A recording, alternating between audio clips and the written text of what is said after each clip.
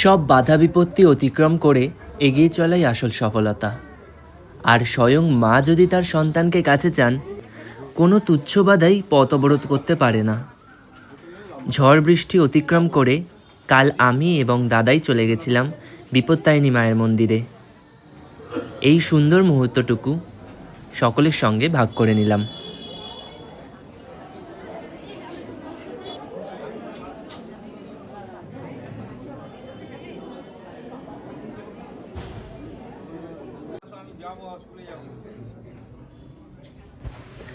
বৃষ্টির ফোঁটায় ধুয়ে যায় সব ক্লান্তি, আসে নতুন শুরু।